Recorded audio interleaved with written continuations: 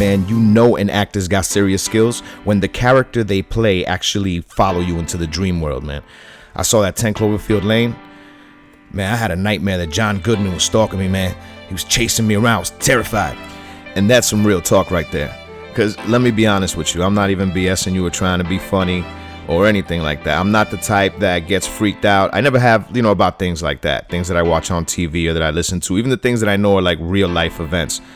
I'll fall asleep to like playlists of documentaries on all kinds of weird shit. And sometimes it's about like cults or serial killers or people getting abducted by aliens or whatever, and I'll leave that playlist on and I'll fall asleep to it. And that stuff will be playing in the background all night and I won't have a nightmare. And I'm certainly not the type to have nightmares about like werewolves, vampires, or Freddy coming to get me, Jason and all this stuff, Michael Myers and but John Goodman, absolutely terrifying.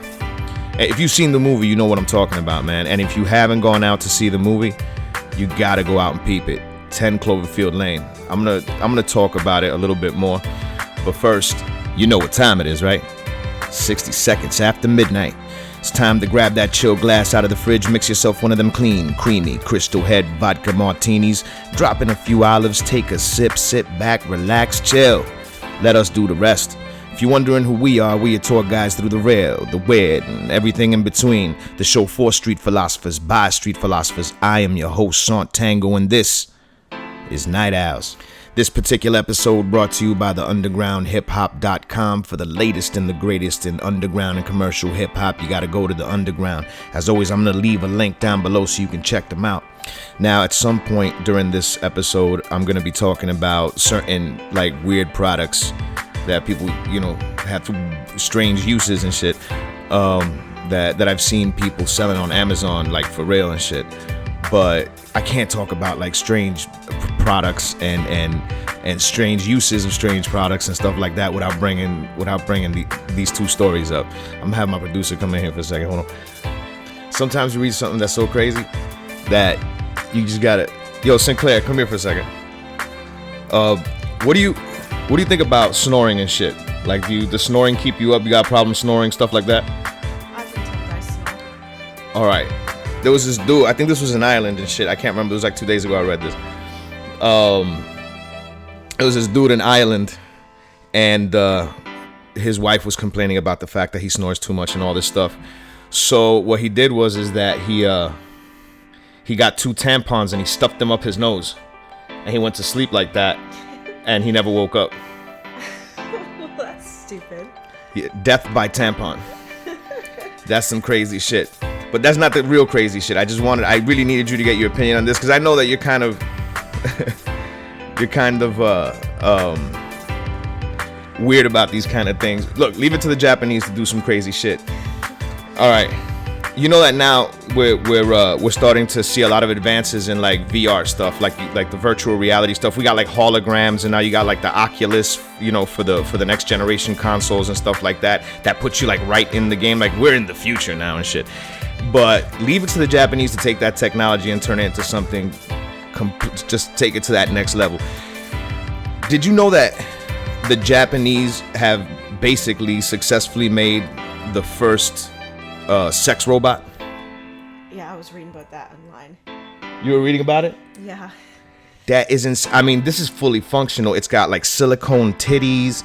You put the VR helmet on, and it's like you're with a real woman. It's even got like a vaginal. An opening. Yeah, it's got like one of those fleshlights in it and everything. I know, she's actually very pretty too. You saw the actual picture of the thing? Yeah, I saw her. And you thought it was pretty? She's a pretty good looking girl. Oh man! So if they made like an incubus version, if they made like a male version of it, would you buy one? I don't know. Not sure, maybe. I don't know. All right. Back to business. At least I got an idea of what it is that I can get you for next year's Valentine's Day or whatever. Get you a fucking ballistic gel Adonis. Oh man. Anyhow, back to this 10 Cloverfield Lane flick, man. Cause look, we don't even do movie reviews like that on Night Owlz and stuff like this. This may be the first like real time that we speak about a feature film on the podcast. But I gotta tell you, man, if they keep on like banging out flicks like this, then we may be doing this a little more often, discussing some of these movies a little more often, man. Because man, this movie was just so good. I mean, hey, look, I'm looking forward to the Suicide Squad. When that comes out, if it's not a piece of garbage, I'm gonna mention it. You know what I'm saying? Because I'm a DC head like that.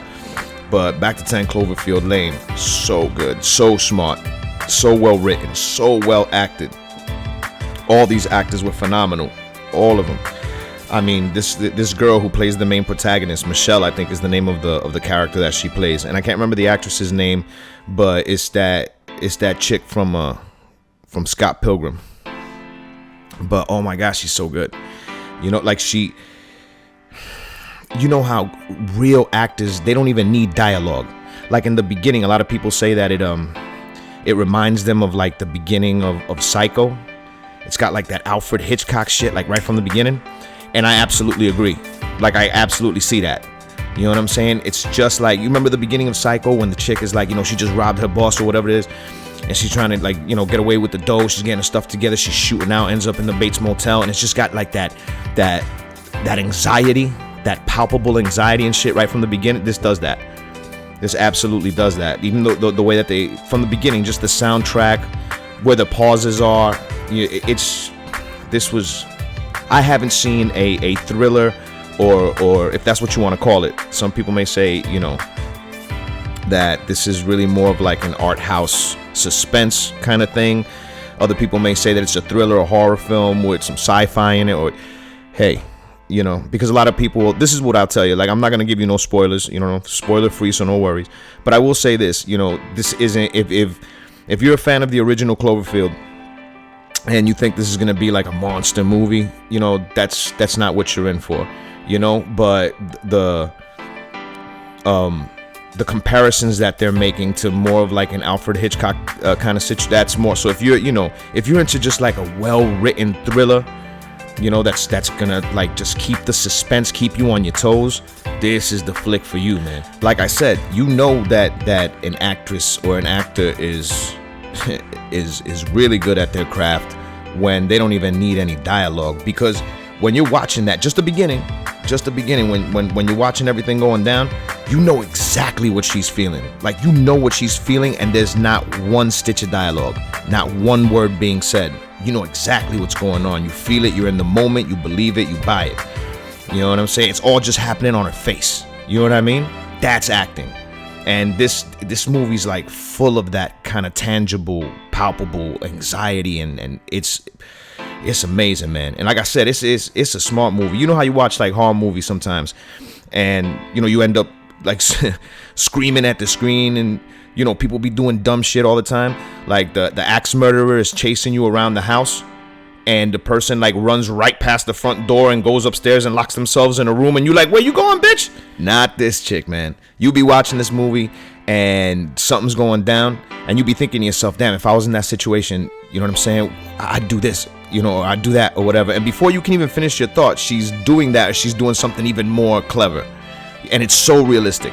You know what I'm saying? There's none of those like fugazi like Hollywood tropes and stuff, like the stupid blonde running through the woods tripping over that same twig over and over again, and none of that, man, none of that. Like you feel like this is a real situation, man. Like the menace is real, and the menace is John Goodman, man. That's all. He carried like all the anxiety, all that suspense, all that. Like there were moments where I'm sure I was holding my breath, that I just wasn't breathing, man. And it was all him. Howard, the character that he plays, my God, dude. You know that there's a motherfucker like this in the world. A dude like this, Howard exists somewhere. Some crazy conspiracy theory motherfucker with a bunker. Yo, and it's not that it doesn't have like those, little Hollywood BS moments and stuff like that. I mean, it's a movie, man. It's a movie. So, you're always going to have certain scenes or certain things that happen. They're going to be like, oh, in real life, that shit just wouldn't fly. You know what I mean? But those moments, are just not enough to kill the movie. You know what I mean? I know that there's been a lot of like talk on the internet that people have an issue. Like they're like, oh, I love the movie until the last act. You know, and don't worry, like I said, I'm not gonna spoil anything. I'm not gonna go into details. But a lot of people think that just the way they capped everything off, they were like, oh man, you know, like they're kind of disappointed by it or whatever. Me personally, I'm fine with the whole thing. I thought it was cool. I thought the whole thing was cool. I mean, it is, you know, in the Cloverfield universe, which is turning out from what I see, you know, like I guess people thought that you know, the Cloverfield franchise, which I didn't even know was going to be a franchise. I thought it was only going to be like that one monster movie, and then that was going to be it, like Kaiju movie or whatever, you know, like Godzilla or. But that's what I basically thought it was, actually. When the first Cloverfield came out, I was like, oh, this is like an American take on Godzilla. You know what I mean? Like, this is the American Godzilla Cloverfield. But it looks like what they're doing with it, what they're doing with the franchise, is more like an episodic universe, more like, you know, Tales from the Crypt or the Twilight Zone or something, you know, something like that. I could see that.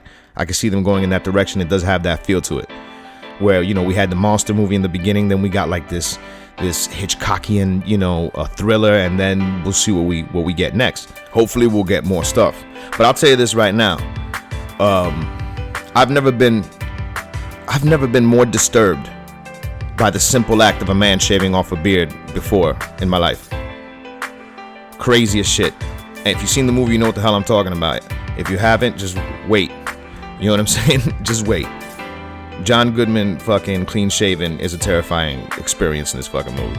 Cause look, there's a lot of little twists and turns and oh shit moments, and you know what I'm saying, moments where you could literally hear everybody in the room just take a breath at the same time, that kind of shit. There's a lot of those moments, and a lot of people online, like, they'll focus on. I've read a lot of people online saying that the part that was, you know, really made them chew their fingernails, bite their fingernails and stuff like that was like the ventilation scene, you know, the scene in the ventilation shaft, things like that. Fuck that, man. My like oh shit moment was when John Goodman walks into that room and he's clean shaven. I was like, oh shit. Just one of those moments where I was, oh, shit's about to get real. Oh man, shit just got real. This is crazy. And the movie's like an hour 40 or something like that, and it didn't feel like that, man. It felt like I was watching a 30-minute show. That's how. And you would think in a movie that does not have like a lot of, you know, a lot of special effects and a lot of action and a lot of stuff, and that's taking place basically in one place. You know, it's like 3 rooms or some shit. You know what I'm saying? You're in the bunker the whole time. You know what I mean? And I wasn't bored ever. Not from the start to the finish. There was no parts where I said, oh, this fucking shit is dragging. This movie did not drag at all. And that's a testament to how good this movie is, man. All right, you're in one location for the majority of the movie. You basically, it's just 3 actors and them interacting. That's it. But I'm telling you, as simple as that sounds, is genius, man. Go watch it. That's all I gotta say. Go watch it. I'm not even gonna say no more. Go. You know what? Turn off the podcast. Go watch it if you haven't watched it, and then come back and finish. Word. That's what we got YouTube for. I ain't mad at you. Go. I'll wait for you. Before we go on, I do have to say, you know, my bad on me for these past 2 weeks and change. Between episodes, there's been a whole lot going on. One of our sister production companies were having some issues or whatever. I happen to have a problem with a family member who's having some health complications because of old age and stuff like that, and I was also involved in a car accident. No problem, I'm good. You know what I'm saying? Everybody's all right. But I was involved in a car accident. There was a whole hubbub about that shit. And of course, you know, I made a concerted effort to spend some real quality time for Easter and all that stuff with my daughter. So yeah, there was a lot of stuff going on that got in the way. Life just gets in the way or whatever. So I apologize for that, but we back on track. Everything is good. No worries. Before we get into Creator of the Week this week, I am well aware that I owe you guys a answer for that whole urban legend, urban lies things, and we're still gonna do a show on urban legends, and we're still gonna have We're gonna still have my dude from the Navy come on who wanted to discuss certain things. I think faking the moon landing was one of them, and that's gonna be a little bit further down the road. He's actually not. He's not here. He's out of the country right now, but once he gets back, we're definitely gonna hook up. I just spoke to him not too long ago, and so we're definitely gonna get that show popping. But that being said, yeah, I had asked you guys. I said, hey, what would happen if you were to drop a penny off the top of the Empire State Building? Would it be fatal? Would you if that penny hit somebody, could it kill them? Truth of the matter is that even though it seems like it's a logical thing to think, you cannot kill somebody by dropping a penny off the Empire State Building. If that were true, I'm sure there'd be a lot of people dying from that shit, because that there's always some curious motherfucker who wants to go and throw a penny off the Empire State Building or do something stupid like that, even though people tell them not to. And even though I could explain to you right now, which I will, that it isn't fatal, these kind of myths, these kind of like urban legends and stuff like that are so ingrained in like the mass consciousness, into our social consciousness, that I know for a fact there are people that, even though they know that it's impossible, just scientifically impossible to kill somebody by throwing a penny off the top of the Empire State Building, they would still be nervous to do it. You know what I mean? They'd still be like, no, I don't know. You know what I mean? Because that's how ingrained these things get, into the social consciousness and shit. But the truth of the matter is that depending on the mass of something, like when you throw something and it starts to fall and it falls for a significant height, it reaches terminal velocity, which is like as fast as it's going to get and shit before it hits, right? And because of the mass of a penny and its terminal velocity and stuff like that, it's damn near impossible for it to kill anyone. So it's not a fatal thing. You might hurt somebody though, no, but you're not gonna kill nobody. But there you go, man. So why don't you comment down below and tell me how many of you got it right? I know a bunch of you cheated, but probably looked that shit up the minute that I said that shit. Let's go right into creator of the week. This week we have an artist. She was an underground artist that has nothing but my utmost admiration. She actually we moved in the same circles, and she was very close to a friend of mine who's an artist that I've known for a couple years, that I'm pretty close with and stuff like that. And she passed away unexpectedly last year. Pretty recent. Young girl, very talented. Like we lost a big talent, but we've lost a few. We've had a lot of losses, man, in the past year or so, and she was definitely among them. Of course, I'm talking about Kim Pacent, and this is her track, "Take Me In." Go ahead and peep it out. I'm gonna see you guys on the other side.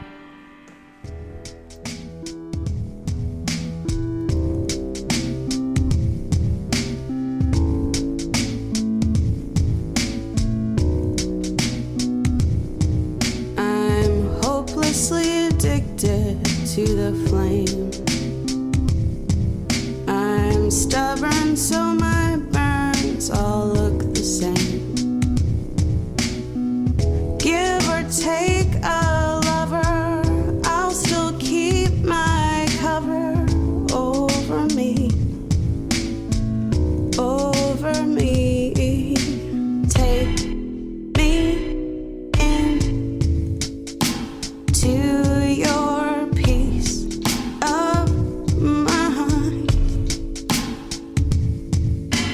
make me feel like I'm one of your kind. I don't have the patience to be still.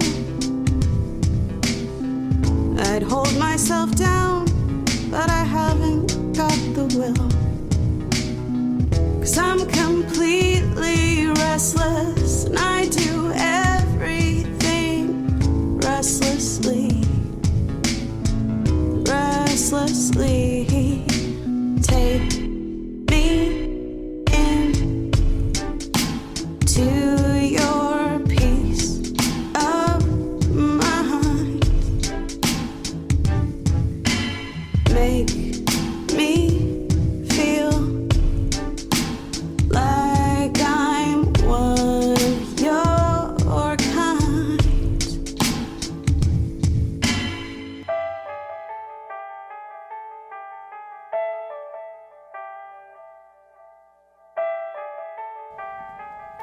That was Kim Pacent, Take Me In. As always, I'm going to leave a link down below so you can go ahead and check it out. Show that love, show your support. You know, keep her voice alive. Now, at the beginning of the show, I told you that I wanted to talk about some crazy products, some weird products that I've seen that people are these are actual products. I'm not BSing you, and I really want you to look up each and every one of these products so you can see that they're real, how crazy this shit is. But this is stuff that like people be selling on like Amazon and eBay and stuff like that. And I be on Amazon all the time. I do a lot of my online shopping on Amazon, but every once in a while you'll just come across a gem. Some of these are cool, you know what I'm saying? Like there's one thing called the flask tie. You know, like a flask that you would hold, like that you would put whiskey in and shit like that. But it's a tie. The tie looks official. Like it doesn't look gimmicky and shit. You know what I'm saying? Like it doesn't really look like a novelty item. You know, like there's a picture of the dude just with the tie on, and it just looks like a, you know, I think it's got like maybe some paisley patterns or different patterns on it or whatever. But it's just like your basic tie that you would wear to work. You know, a blue tie, red tie, whatever. But on the inside of the tie, it has like it's like a tube that you could actually like fill with like alcohol or whatever it is that you want to fill with and stuff. And then, you know, it actually shows you like, you know, a diagram and a picture of like how to use it and the dude like taking a drink from his tie and all that shit. Man, you know, you know me, I can't do that 9-to-5 thing, man. But if I did, then you could bet the farm I'd have myself one of them flash ties. I'll be happy at work all day. Yo, Saunt's never in a bad mood. Nah, man, as long as I got my tie. So, you know, that's not that bad. You know what I'm saying? I could see how I could get some use out of something like that. But some things are just fucking crazy. There's something called the baby mop. I'm gonna repeat myself. It's called the baby mop. Now, I don't know what kind of lazy motherfucker. This is basically, it's like a onesie. You know what I'm saying? You know those like one piece, oh man, like those one piece PJs that you put on your toddler. It has like the footies and everything. It's just all one piece and stuff like that. Well, they got something like that. You know what I'm saying? For like your baby. Only on the bottom of it, it's got like these like chamois extensions all around it and all on the belly of it and stuff like that. And basically, it's designed so that you could put it on your infant baby, and you could put your baby on the floor, and as the baby crawls around, it mops and cleans your floor. This is a real product. I don't know who buying this fucking product. All right, but Child Services needs to figure this shit out. Who the hell uses their baby as a mop? Hell, better question. Who the hell sits back and actually says to themselves, you know what would be fucking cool, man? If we made a onesie that was like a mop and we put a baby in it and clean our apartment and shit. Yo, we should invent that shit. No one's invented that shit. We should invent that shit. We'll make $1 million. That's crazy. And it's like a patent thing and shit. It's a real crazy. Then again, you got these people that, you know, look, there's people starving in the world. There's people, shit, man, I'm struggling myself. You know what I'm saying? These people, these next couple products that I'm going to talk about, man, stop wasting that money, man. Send it to Night Owlz. Yeah, just attention, Saunt. Here's my golden shit money. And yeah, you heard me right. Golden shit money, like golden turd money. There's these capsules. Like this is for the true narcissist. You know what I'm saying? This is for the person who's, man, your ego's so big, you just so rich and so important, you just so special that you got a shit gold. They actually got these capsules that you could take that have real gold flakes in them. They're expensive as hell. Talking about, you know, like, a G or a couple G's depending on how many you get. You know what I'm saying? But these are capsules that actually have real golden flakes in them, and people can take them with their meals, and that way later in the day when they gotta evacuate their bowels and shit, they can literally lay you a golden turd. And of course you can't lay a golden turd and then fucking, you know, wipe your ass with some regular, you know, toilet paper. That's just won't do. That shit just won't fly. That's why they actually have gold toilet paper, which is also very expensive, and I mean real golden toilet paper. You know what I'm saying? I'm not exactly sure how this is manufactured, but they actually had a picture of it where they were selling it and shit, and it was like a roll of toilet paper, looked like gold or whatever. And actually, go ahead and look it up, because the way that they're selling it to you, like it says, the luxury of wiping yourself and having the bathroom floor, enveloped in golden flakes or some crazy shit, man. But there are people out there who are like, they're spending what you and I spend in rent. They're spending our rent money just so they can shit a golden turd and wipe their ass with a gold piece of paper. Only in America. There's another novelty item that's a lot like that. It's actually, and it's much more affordable. And it's actually glow in the dark toilet paper, which I would gladly buy. You know what I'm saying? Look, all of you who are wiping your ass with golden sheets of paper and flushing it down the toilet, send me your money. All right, and I'll wipe my ass with some glow-in-the-dark tissue paper, and then I'll send you like my iridescent dingleberries. How's that? You can say, yeah, look, that cost a G. That's Saunt's glowing dingleberry. I just gotta look like, oh shit, man, you went too far. What's wrong with you? I'm just playing, sort of. Oh man, we were talking about the Japanese before. And what you guys don't get, because I know I'm gonna get like people emailing me and commenting and shit and saying, oh, they've had like, sex dolls and like the real dolls and silicone dolls made out of ballistic gel and stuff like that before. But what I don't think I stressed, and what you're not understanding, is that this sex robot is not a doll. I mean, it's a game. You know what I'm saying? It's a game. It's a virtual reality game where you put on this helmet. It puts you in the game. You could see completely around. It's like you're there, and there's an actual woman there interacting with you in this like virtual world that you're in. But then on the outside, it is connected to like this android that is made out of like, silicone and ballistic gel, and it's got like the fleshlight and all this stuff. And so as you're playing the game or whatever, you're physically interacting. Like, it's some crazy shit. You know what I'm saying? This is some crazy shit. But the Japanese have always been a little weird when it comes to stuff like that. They actually have this there's a company called Sapporo. Now, for all you like real beer drinkers, you know what I'm talking about. Sapporo's a company in Japan that they make beverages, alcoholic beverages and shit like that. And they actually came out with a product, and just talk about, this is just marketing. You know what I'm saying? Like, this is just fucking marketing. People are buying this shit. People are buying this shit, but I don't even know what the hell they're buying. They got this product called Diet Water. What the fuck is Diet Water? It's water. Like, what water has nothing in it? Yeah, like what is Diet Water? You know what I'm saying? Did they take out like an atomic molecule or something? Like what Diet Water? Would someone please explain to me? Because I don't even know what this is. I know it's a real product. I've seen a picture of the product. I've seen people selling it. I've seen that there are people who are reviewing it, so obviously somebody's buying the shit. You know what I'm saying? I've seen the bottle, but I don't really know what it is. Does anybody out there know what Diet Water is? If you do, please let me know. You know what I'm saying? Because just the concept, I'm having a hard time wrapping my head around. Someone please explain to me what the fuck Diet Water is. And who's buying this shit? Fucking, can I take your order? Yes, I'd like a big steaming bowl of hot air.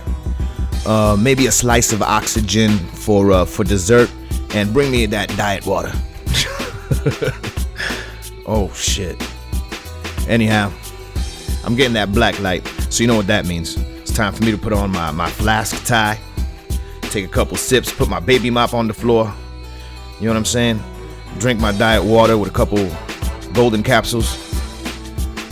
Put a couple tampons in my nose and let them tuck me in for the night. I'm gonna let my boy from Boston, LSD, Left Side Definite, play us out, and I'll be seeing you guys soon. Peace. The greatest trick the devil ever pulled was convincing the world he didn't exist.